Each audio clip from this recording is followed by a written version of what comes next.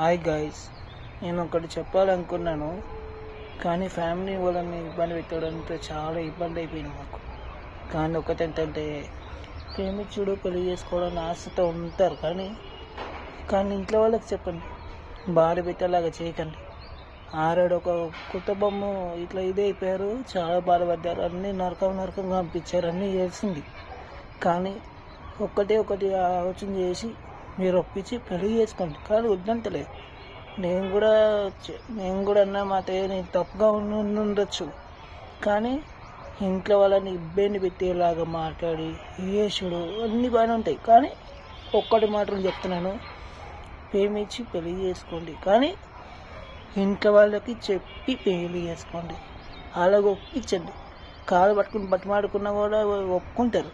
ఒప్పుకోపోయినా వాళ్ళ మాట అర్థం చేసుకున్నట్టు తింటే మీకే మంచిది, వాళ్ళకి మంచిది. బాధపెట్టుడు, పిచ్చి చేసేలా చేసుడు చాలా చూసిన, నేను గమనించిన, అన్నీ చేసిన.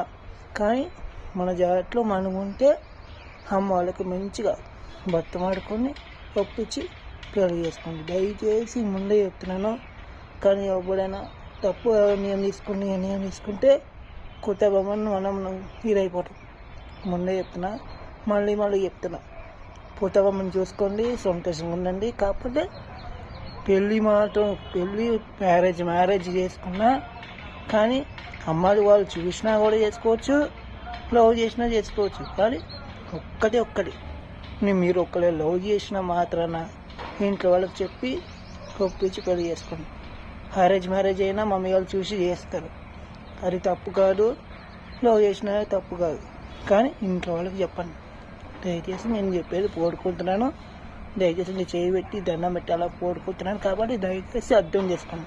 అన్న అనుకుంటారో, తమ్ముడు అనుకుంటారో, అక్క చెల్లెలు ఎవరైనా సరే, దయచేసి నేను చెప్పిన వీడియో అయితే నచ్చితే కామెంట్లో పెట్టండి. ఓకేనా?